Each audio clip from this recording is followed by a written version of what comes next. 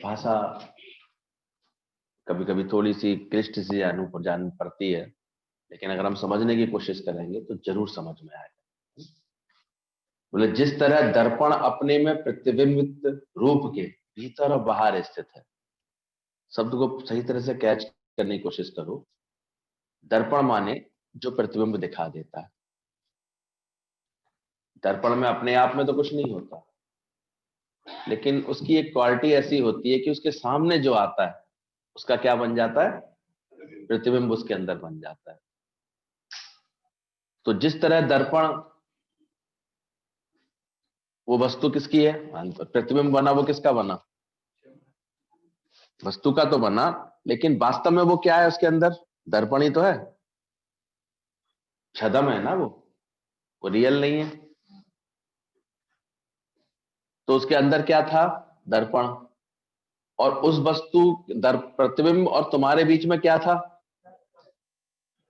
इस आशय से ये बात बोली गई है कि जैसे दर्पण में जो प्रतिबिंब बनता है, उसके भीतर और बाहर, उस प्रतिबिंब के भीतर बाहर क्या हुआ, दर्पण ही कहलाता है। प्रतिबिंब के भीतर भी दर्पण कहा जाएगा, प्रतिबिंब के बाहर भी दर्पण कहा जाएगा। मतलब ये कहने का आशय है, भीतर बाहर का मतलब सब कुछ क्या है, उसमें दर्पण ही है, वो और कुछ नहीं है। जैसे ही तुम हटोगे उसके सामने से, वो गायब हो जाएगा। दर्पण रख दो, पूरी सीन आ जाएगी उसके अंदर, हटा दो, सीन गायब हो जाएगी। तो इसकी तुलना हमारे आत्म स्वरूप से की गई है, दर्पण के समान है जैसे ये। इसी तरह परमात्मा इस शरीर के भीतर बाहर स्थित है। जैसे दर्पण जो है, दर्पण के भीतर और बाहर क्या है, दर्पण ही है। अब प्रतिबिंब में सब कुछ क्या है, दर्पण है। देखा जाए तो दर्पण तोड़ दो तो तुम खत्म हो जाएगा। कभी कभी देखो एकदम क्रैश हो जाता है पूरा शीशा, फिर दिखना बंद हो जाता है, उसमें चूर चूर हो गया एकदम से। तो प्रतिबिंब के भीतर बाहर क्या था, दर्पण ही था। इसी तरह परमात्मा भीतर और बाहर स्थित है, ऐसा करके जानना। अब कोई ऐसी चीज तो होती नहीं कि भगवान कहीं कोई माई लॉर्ड बैठे हैं, कहीं कोई बहुत जैसे दिखा देते हैं ना, कभी कभी आकाश में कहीं भगवान कहीं बैठे होंगे, ऐसा हम लोगों ने अनुमान कर लिए हैं, धारणाएं बना रखी, पर ऐसा है नहीं। अगर ऐसा होता, कोई व्यक्ति एक जगह बैठ करके सारी सृष्टि को संचालित कर लेता, तो जरूर वो कुछ इस रूप में है कि जो भीतर भी है बाहर भी है। इसलिए कण कण में बोला गया। एक राम दशरथ का बेटा, वो तो राजा रामचंद्र जी हैं, दशरथ के बेटे, बाद में अयोध्या के राजा कहलाए। पर एक राम घट घट में लेटा, यहां भी संतुष्टि नहीं आई, फिर एक राम का सकल पसारा। यहां तक हमारे ऋषि मुनियों ने अनुभव किया कि सब में कौन पसार रहा है, सब में कौन विद्यमान है, भीतर बाहर कौन है, सब जगह है कौन। उसमें भी फिर देखा उन्होंने कि फिर भी मन जगत में जा रहा है अभी तक, तो अंतिम पंक्ति और जोड़ दी। एक राम दशरथ का बेटा, एक राम घट घट में लेटा, एक राम का सकल पसारा, फिर एक राम सर्व से न्यारा। सब में है तो है, बसा तो सब में, लेकिन सबसे न्यारा भी है। तो तब जाकर के उन्होंने देखा, हाँ अब हमारा चित्त पूरी तरह से सच्चे राम को पहचान गया, राम में हो गया। जब इन चारों बातों को ठीक से समझ लिए, कभी वो दशरथ के बेटे के रूप में हमारे लिए आदर्श बनकर के सामने खड़ा हो जाता है। आज राम का आदर्श कितना सिखाता है, रक्त में कैसे रहें, संसार में कैसे रहें, विषय विकारों में कैसे जीत करके रहें। रामायण पढ़ते हैं तो कितने अच्छे संस्कार मिलते हैं, कितना ज्ञान मिलता है।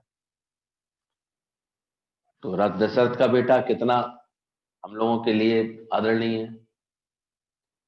और आत्मज्ञान आएगा, घट घट में लेटा है, भीतर बाहर कौन है। तो एक जगह बैठ के थोड़ी भगवान काम कर सकता है, वो सब में बस गया। इसलिए जैसे जैसे ये ज्ञान का बोध होता है, आपको कभी भी ये नहीं लगेगा कि ऐसे कुछ बिछड़ा है मेरे जीवन से, क्योंकि भाव इतने संतुलित हो जाएंगे। माता पिता देखो हमेशा पुत्र के रूप में, पुत्री के रूप में कौन होते हैं, वही तो होते हैं, वही तो अंश होता है। कहाँ गया, तो ये जो भ्रम पालते हैं, अरे चला गया, चले गए, ये हमारे यहाँ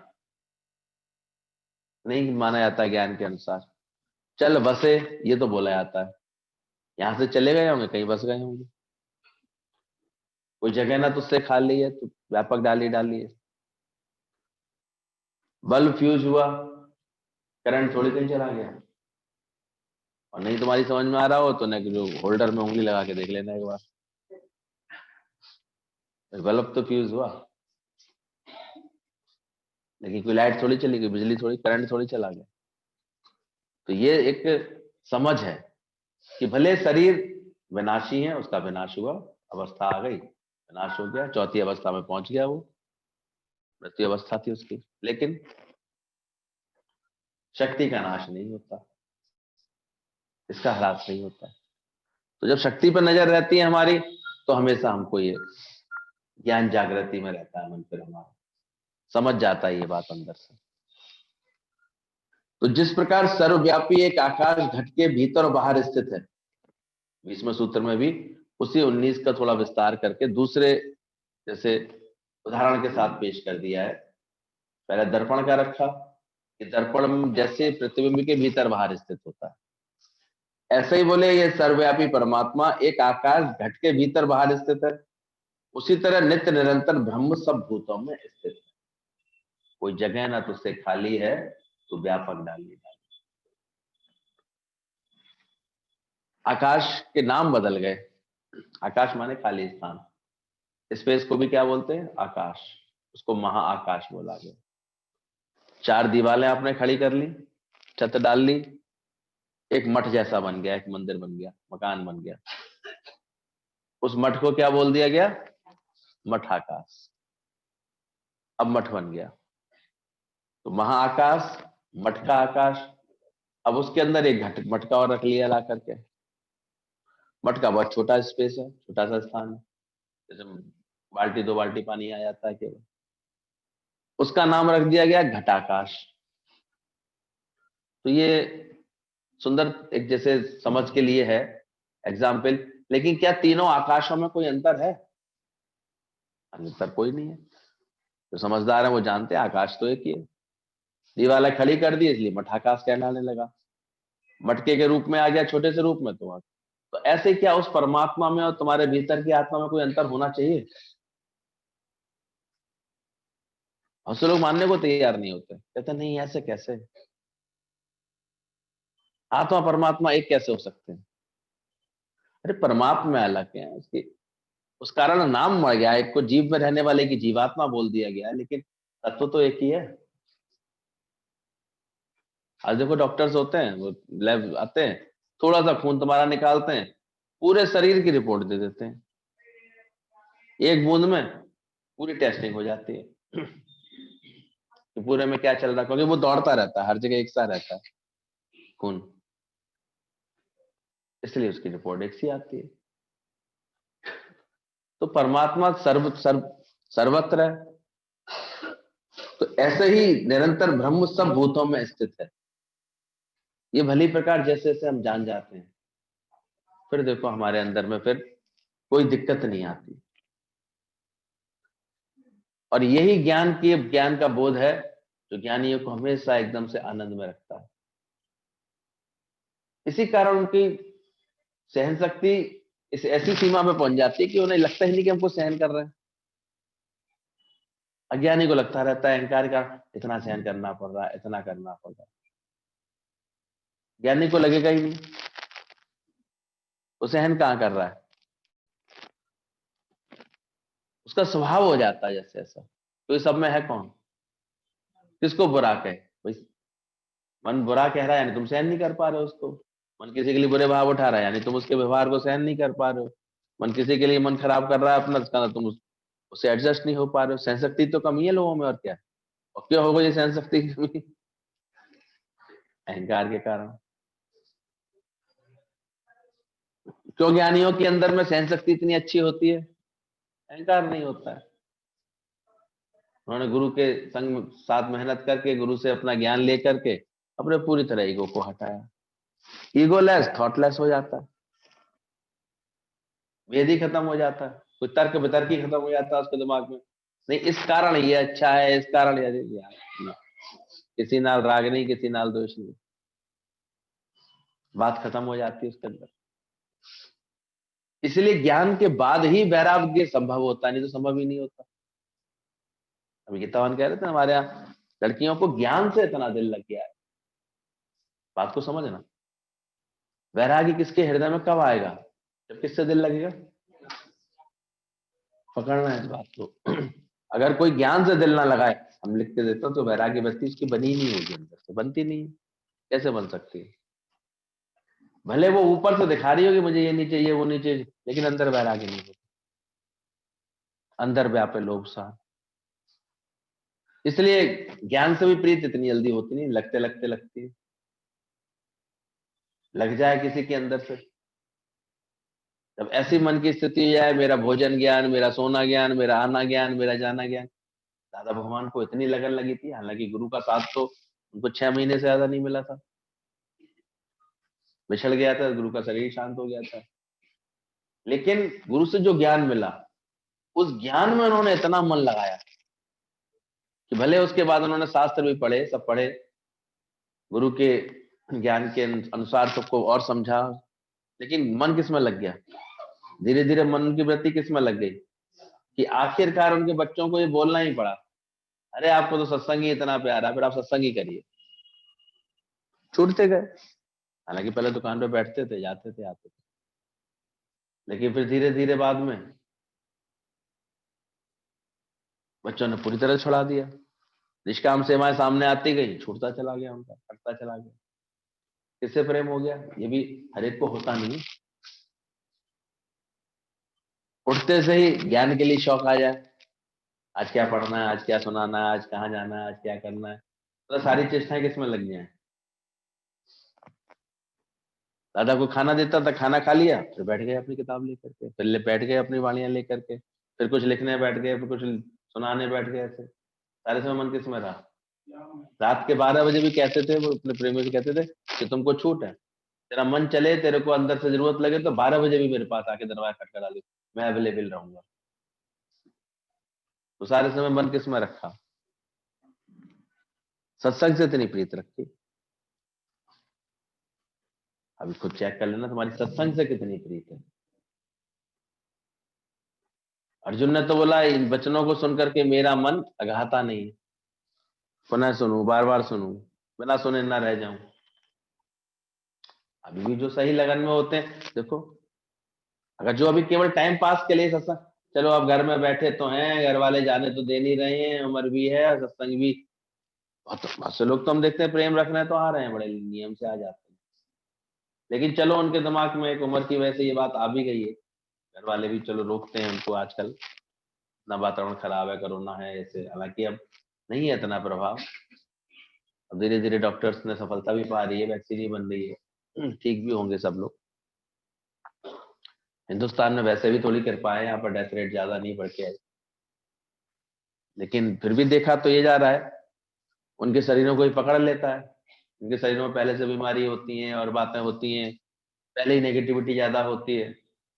जो डिप्रेशन वाले दिमाग के होते हैं, थोड़ा सा देखो एक बार गिर जाए तो बड़े दिन लगा रहे हैं उनको ठीक होने, बहुत बहुत टाइम लग जाता है ठीक होने, ठीक ही नहीं हो पाते लगभग। तो समझना इस चीज को। दादा लग गए ना इस ज्ञान के शौक में आ गए। हमको भी इतना शौक है, सत्संग के बिना रह कैसे जाते हैं, मुझे तो समझ में नहीं आता। ऐसी क्या तबीयत खराब हो जाती है, दादा ने कहा रैंग रैंग करके भी चलोगे, देखिए तो भी सत्संग आने की चेष्टा रख। तुम संकल्प करो, देखो कोई ना कोई तुम्हारे को मदद दे देगा, सहयोग दे देगा, बैठा लाएगा, युक्ति मिल जाएगी तुमको कोई। तुम इसके लिए जी करके तो देखो। और वरना तो हम क्या देखते हैं, बिना सत्संग के माइंड कैसा हो जाता है, कितना आजकल बार बार वही चिंतन, वही ख्याल, कितना लोगों को उलझा रहा है, परेशान कर रहा है। और इस सत्संग में ही तो एक जगह स्थान ऐसा है जहां हमको आत्मचिंतन मिलेगा, ज्ञान की सही समझ मिलेगी। बाकी कहाँ मिलता है, दिन में कहीं मिलता है? इतना शौक है हमें गुरु के संग का, सत्संग का, ये अंदर का शौक आ जाए, लगन आ जाए ऐसे अंदर से कि किए बिना रह नहीं सके। दादा की बात सुनते हैं, गुरु लोगों का जीवन देखते हैं तो खुद भी महसूस होता है, अभी इतना शौक शायद है नहीं सत्संग का। सत्संग अच्छा लग रहा है, सत्संग का कार्य कर रहे हैं, नियमित सत्संग भी कर रहे हैं, लेकिन इतना शौक कि अगर शाम को भी बैठे हैं तो क्या लेके बैठे हो? कोई वाणी लेके बैठे हो? किसी से बात कर रहे हो तो हमेशा किसकी कर रहे हो? ज्ञान की कर रहे हो। और जिसको आ जाता है उसकी तो फिर बात की जाती है। ब्रह्म ज्ञानी का तो भोजन ज्ञान, ब्रह्म ज्ञानी का तो सोना ज्ञान, तो ज्ञानी ज्ञान रह जाता है सारे समय, हर समय के समय। ये भी किसी बिरले ब्रह्म ज्ञानी का लक्षण होता है इतना। तभी उनके इर्द गिर्द सारे समय ज्ञान का ही माहौल बन जाता है, उनके संकल्प से, भावों से ऐसे ही बन जाता है। और ये ज्ञान उनके जीवन में ऐसी सुंदर एक समझ दे देता है, सहन शक्ति दे देता है, इसलिए उनको फिर कभी किसी से कोई दिक्कत नहीं लगती, किसी के व्यवहार से कोई परेशानी नहीं होती, क्योंकि अच्छा अभ्यास हो गया है। दर्पण के भीतर बाहर क्या है? दर्पण ही है। मटके के भीतर बाहर क्या है? आकाश ही आकाश है। अंदर भी आकाश है, बाहर भी आकाश है। जल में कुंभ, कुंभ में जल है, बाहर भीतर मन। और विकसियो कुंभ, जल माही समायो, ये गति बिरले जानी। जैसे हम लोगों के इतने अच्छे साथी, पालीवाल जी का परसों देखा हमने, रात को अचानक खबर पहुंची ऐसे। कल उन्हीं के साथ थे, उन्होंने भी इतना साथ निभाया हमारा, कहीं भी खींचा, कहीं बुलाया, हमेशा आए, इतने प्यार वाले थे। और सत्संग भी स्थान उन्हीं को ही अधिक देता है जो अपने अहंकार से दूर होते हैं, अहंकार मिटा होता है। हमेशा कभी कोई नक्शेबाजी नहीं कभी दिखाई किसी बात की, अपना कोई बड़प्पन नहीं दिखाया। शांति से जॉब पूरी हो गई, जब जॉब से रिटायर हुए तो एक सत्संग की पार्टी कराते थे किसी मौके पर, बच्चों की शादी होती थी तो एक बड़ा सत्संग सुखाबाद में रखते थे। पूरी तरह सत्संग सुखाबाद में वो हमेशा दौड़ते भागते हुए अपने वही संभालते करते रहते थे, सबसे मिलना जुलना। हालांकि एक्टिव होकर के मैंने बहुत कहता था आप नियम का अपना सत्संग भी तो बताना शुरू करो। चुपचाप चुपचाप सेवा बहुत करते थे, ऐसे नहीं बताते थे। हाँ, अपने टहलते टहलते अपने 5-6 दोस्त बना लिए थे, उनसे सत्संग की चर्चा करते थे। अपने घर में नियमित शाम को सत्संग उसका करते थे, तो 10-12-15 लोग जो भी आ जाते थे। उनकी वाइफ भी सहयोग करती है, उषा जी हमारी। कल हमने देखा, हालांकि पत्नी से भी छोड़ा सबसे ज्यादा नजदीक का रिश्ता हो जाता है। वो भी जैसे जैसे उम्र बढ़ती है, ये नजदीकी बहुत अधिक जुड़ जाती है, साथ ही रहते हैं, साथ चलते हैं, मन आधार ले लेता है। लेकिन कल मैंने देखा कि अच्छा, जब उनके जीवन में ज्ञान का अभ्यास था, नियमित सीधे 9 बजे तक बैठ जाते थे वो लोग, आज भी शायद बैठे होंगे, ये भाई बैठे होंगी। पर मैं उनकी स्थिति देख रहा था, बहुत धीरज था उनको अंदर से। प्रेम होता है, याद तो आती है, ख्याल आता है, लेकिन धीरज इतना था ज्ञान का अंदर से, शांत एकदम सब बैठे थे। ओम की ध्वनि में बैठे थे, सब शांति से बैठे थे। ओम की ध्वनि के साथ ही उनको प्रेम से विदा किया। बच्चे थोड़े भावुक ज्यादा हो रहे थे ऐसे, क्योंकि वो उतना अभी कहीं उन्होंने ज्ञान नहीं समझा था। हालांकि वो जानते थे हमारे पापा मम्मी सही जगह जाते हैं, सत्संग सुनते हैं, ऐसा गीता का ज्ञान है इनका, जानते थे। धीरज था, उनको भी धीरज हम देख रहे थे। और मुझे देख के अच्छा लगा कि जहाँ सबसे ज्यादा इस समय हालत बिगड़ती है तो पत्नी की बिगड़ती है, उसका ही सबसे नजदीक का संबंध हो जाता है, सबसे अधिक साथ होता है, सबसे ज्यादा। और पूरी हिम्मत से 2 दिन पहले ही अचानक बीपी कोई हाई हुआ था, तो गिरे थे, तो कुछ ऐसा चोट लगी थी बता रहे थे ऐसे। अब उसका भी पूरा इन्वेस्टिगेशन हो ही नहीं पाया, तुरंत दौड़ करके लेके गए, फिर उन्हें कानपुर किसी ने सजेस्ट किया तो कानपुर चले गए थे। कानपुर से में इलाज चलता रहा, तो एक दिन इलाज चला, दूसरे दिन लगा कि अब सब ठीक हो रहा है। बात भी की उन्होंने सबसे, पहचान भी सबको लिया, सब किया। फिर पता नहीं क्या वो गिरने के कारण या बीपी का कोई क्लॉट ऐसा बना था वो उसकी वजह से, या हार्ट के इशू थे। डॉक्टर ने पेसमेकर वगैरह भी सब लगा दिया था। सभी जानते होंगे भी, संडे को भी आए थे, राया के ताल पे भी आए थे, अक्सर आके यहाँ सामने बैठते थे, बड़ी लगन से आते थे। संडे हम समझ जाते थे संडे के तो आ ही जाएंगे आज, तो ये टीचिंग लाइन में उसमें थे, ऑफिस के काम में रहते थे, स्कूल कॉलेज के। ये वाइफ भी पढ़ाती थी, बड़ा अच्छा सुंदर जीवन था, दोनों बच्चे भी बहुत अच्छे सेट हो गए थे उनके, शादियां भी बहुत अच्छे से उन्होंने कर ली थी। जब भी जाते थे कहीं भी तो बिना बताए नहीं जाते थे। गुड़गांव बच्चों के पास कभी जाना होता था तो पहले से ही हमें, भैया आप वो समय आ गया, बुला रहे हैं बहुत बहुत, अब लगता है टाल नहीं पाऊंगा मैं, जाना पड़ेगा। मगर चले जाओ। कभी यहाँ छुट्टियां होती तो बच्चे खींचते थे, कभी वो आ जाते थे मिलने के लिए, तो जाते थे। प्यार तो सबको करते थे, तो सबसे प्यार होता है, संभाल अच्छी होती है।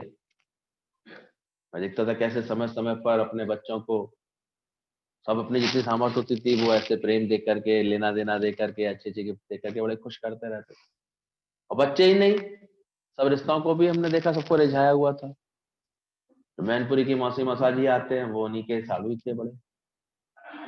वहां लगन लगा दी उन लोगों को, वो भी इतनी लगन से बैठने लगे।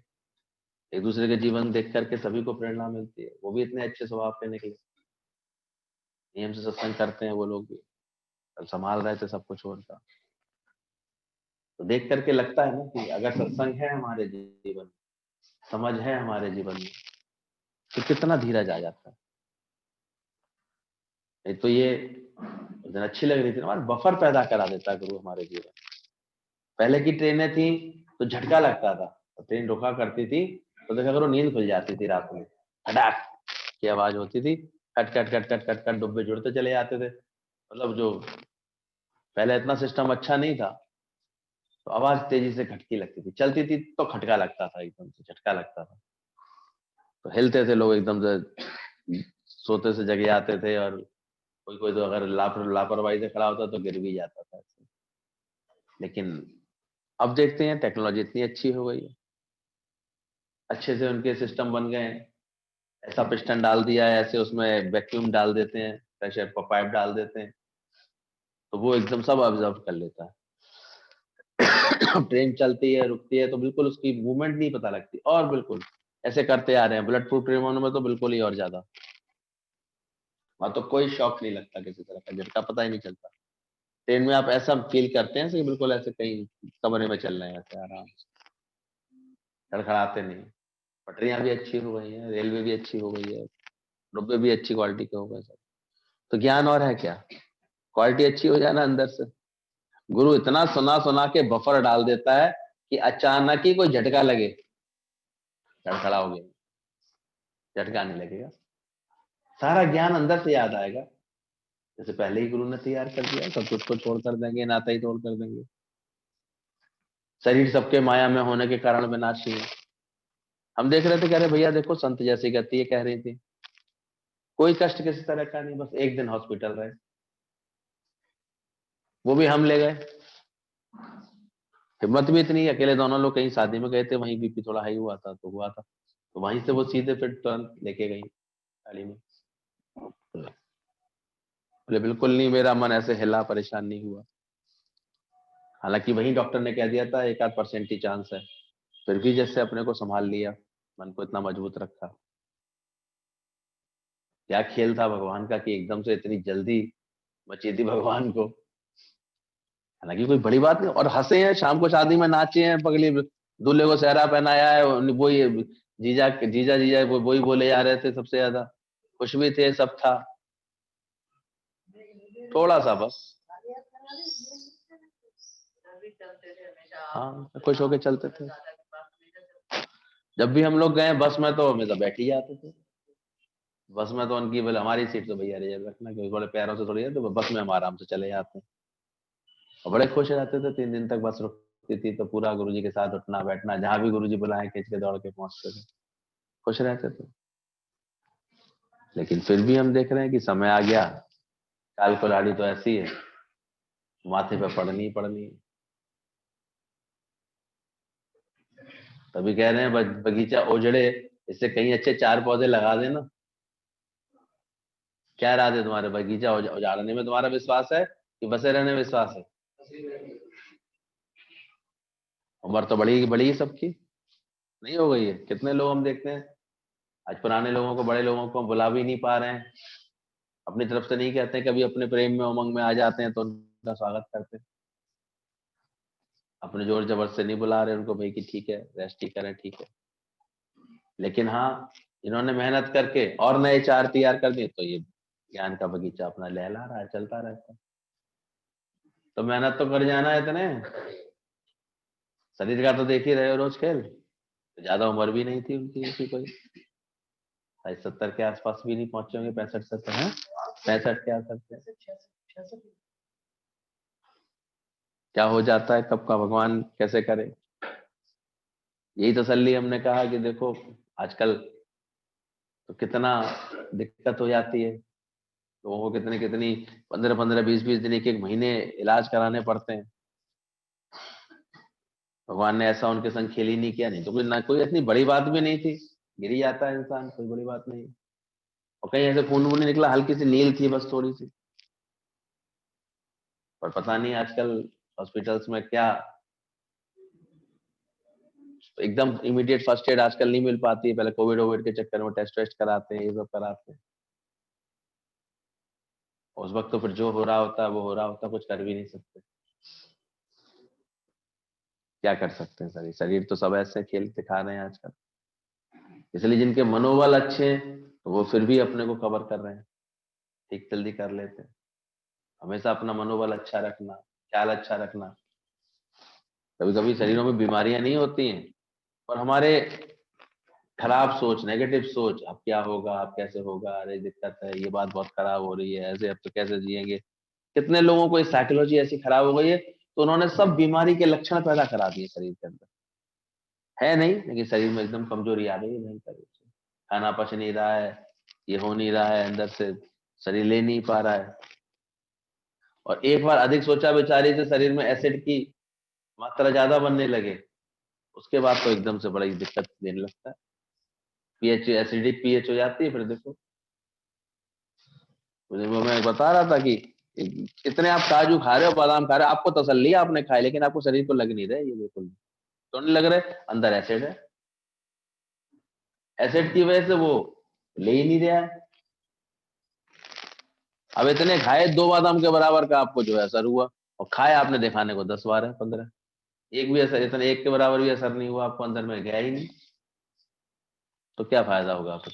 दूसरा रास्ता है, उससे सब निकल जाता है। और वो भी एसिड ज्यादा हो रहा है पेट में, तो आजकल लोगों के पेट साफ नहीं रहते, तो हेल्थ हम देखते हैं बिगड़ती रहती है लोगों की ऐसे। किसी मेहनत वाले को देखो, उसका अपना सूखी रोटी खा लेता है प्याज से, खुल के पेट साफ हो जाता है सुबह सुबह उठते ही इसका, और दिन भर अपने घूमता रहता है, सब सेठ परेशान है। ये पैसा, इसको ही तो माया को इतनी गालियां मिलती हैं, इसलिए तो हो क्या गया इससे, इसने कर क्या दिया। इसलिए देखो नेचुरल केयर वाले होते हैं ना, वो सबसे पहले तो 2 दिन तो भूखा रखते हैं। वहां जाओ, उनकी पद्धति यही है, पहले तो पूरा परहेज कराएंगे, बिल्कुल नहीं खाने देंगे।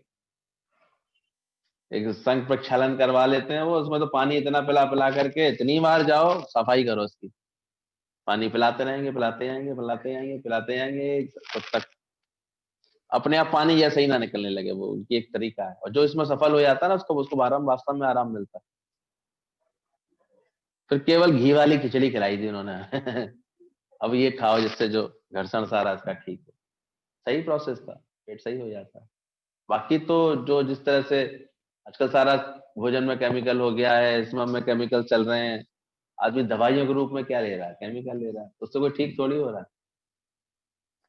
उस समय उस खास बीमारी में आराम तो दिखाई देता है दवाइयां लेने से, लेकिन अंदर क्या हो रहा है सारा खराब होता है धीरे धीरे।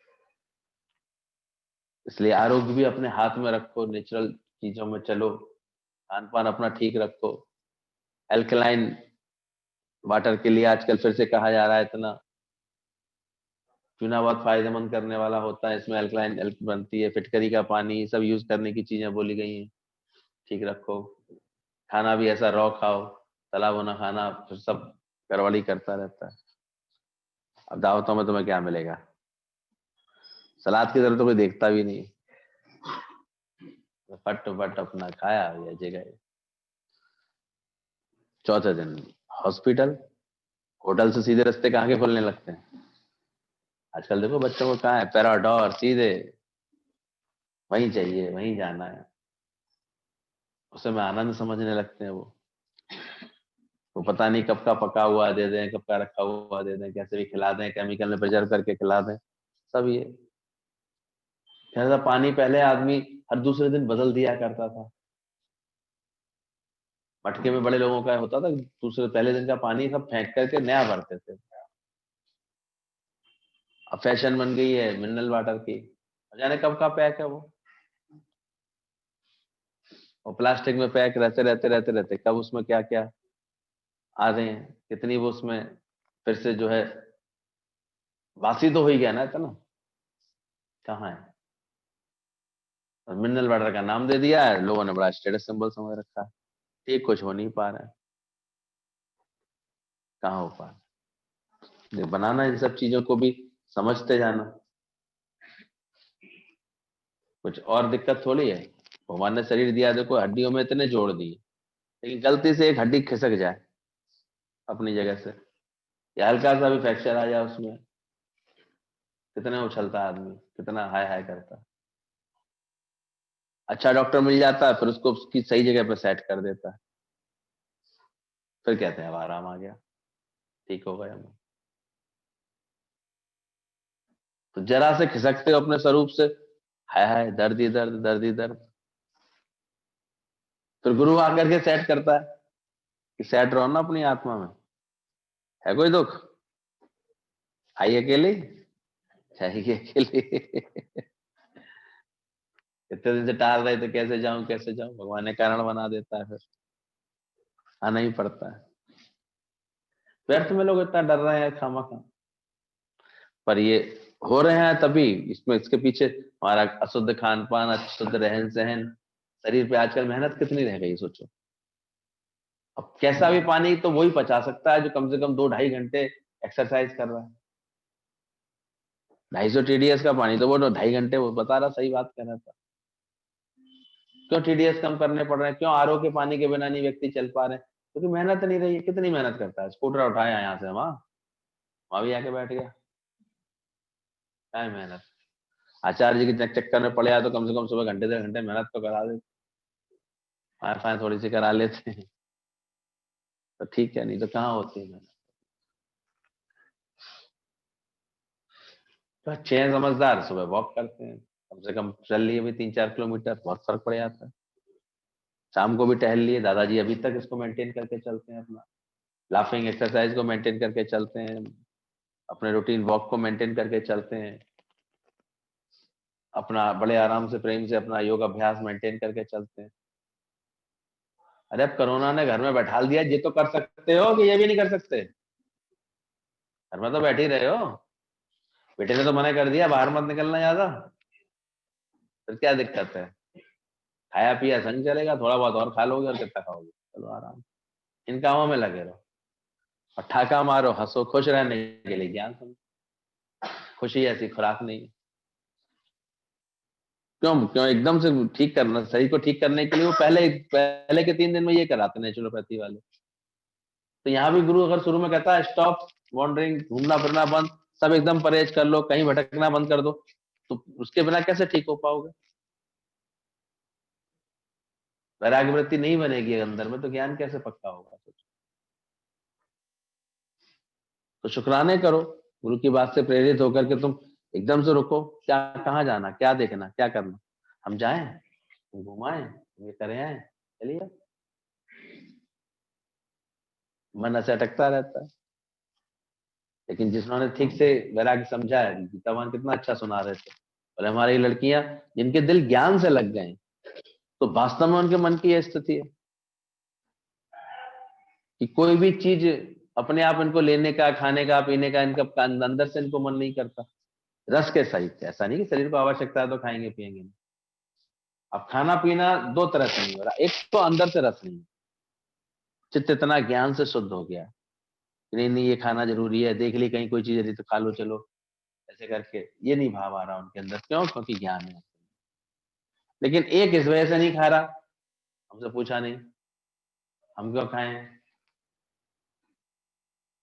डायबिटीज की वजह से नहीं खा रहा, मिठाई जो है देख करके, या इसकी वजह से नहीं खा रहा, या अभी खाइए, तो के त्याग में अंतर हो गया ना।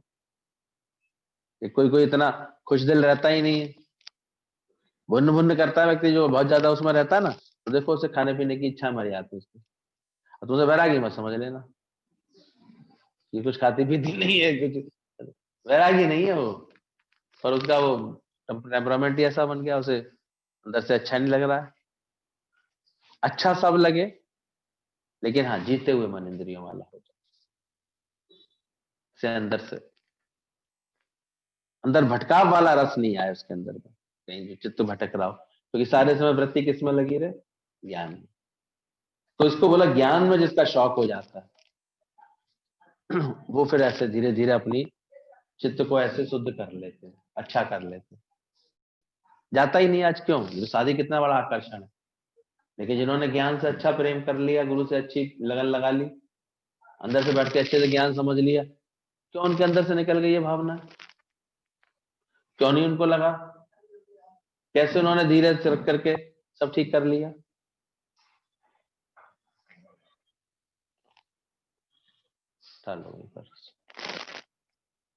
क्यों हो जाता है ऐसा? सोचिए, तो ज्ञान से होता है ना, सत्संग से मिलता है, या सत्संग का नियम रहता है। इसलिए उधर कोई कुर्सी खाली कर दो आंटी के लिए, इधर कुर्सी भैया के लिए, उधर कुर्सी खड़ा, इधर बैठ जाओ।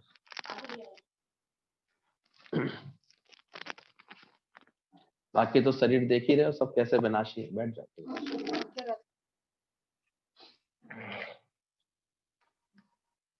देखो तो दोनों बड़ी बड़ी कॉलोनियां पकड़ी गई हैं, गणेश नगर में फैल लिया है कोरोना, और इनके ऑर्चिड में फैल लिया है, विलायनी गांव में फैल लिया। पूछ गया आपकी भगवान है ये सब नहीं किया करो, आप बैठो बैठो बैठो। कोई क्यों पूछेगा? सोचो, आज की दुनिया में थोड़ा सही बिना ज्ञान के चल रहे हैं लोग, तो फिर बात सब बुढ़ापा झीकते हुए विषाद बन जाता है उनका। और जिसके पास ज्ञान की समझ होती है, उनका बुढ़ापा क्या होता है?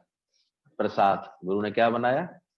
तुम्हारा जीवन कैसा बनना चाहिए? प्रसाद के समान। और ज्ञान की समझ नहीं होगी तो जीवन कैसा बनेगा? विषाद।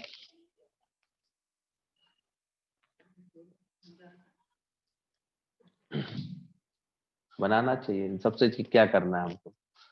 गुरु तो कभी आकर के प्रेम दे देता है, पर इसलिए थोड़ी देता है, वो तो चाहता है कि तुम इस रंग में रंगो, और तुम्हारी तो पूरी चेष्टा रहती है गुरु को भी अपने रंग में रंगो। ऐसे हम मनमाने चलते हैं, ऐसे गुरु भी चले हमारे, जैसे हम सोच रहे हैं ऐसे चले। इस प्यार को कभी प्यार नहीं समझना। प्यार सच्चा ये है कि तुम्हारा ज्ञान से दिल लगाए कि नहीं, अभी तक सत्संग से दिल लगाए कि नहीं। नहीं तो क्या मिलेगा जगत से बेकरारी के साथ? माया तो बहुत मिल रही है, लेकिन देखो तसल्ली मिल रही है किसी को? आज जितनी आपाधापी वाले जीवन है, आप देखा करो, उतनी जल्दी जरूरत पड़ रही है उनको डॉक्टरों की। अभी दवाइयों की फैक्ट्री बढ़िया चलने वाली है, चिंता नहीं करो। आजकल बहुत जरूरत है सबको, हर एक राही को इसकी की जरूरत है, इन सब चीजों की जरूरत पड़ती रहती है, यही सब चलता रहता है। जा रही होंगी, निकल जाओ, निकल जाने दो। तो यहाँ रह करके एक दिन ही नहीं आ पाई है सत्संग में, हम क्या करें? आपने बुला लिया होगा फोन पे।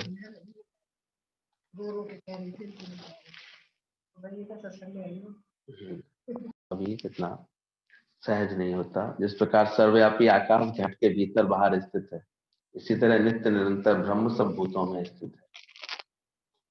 इसलिए मुर्शिद का मिलना, गुरु का मिलना बड़े भाग्य से मिलता है। मुझे कहते हैं मुर्शिद माने जो मुड़ना सिखा दे, तुमको सत्संग की लगन सिखा दे, रात से रियाज करा दे, तुमको साथ से शौक करा दे तुम्हारे,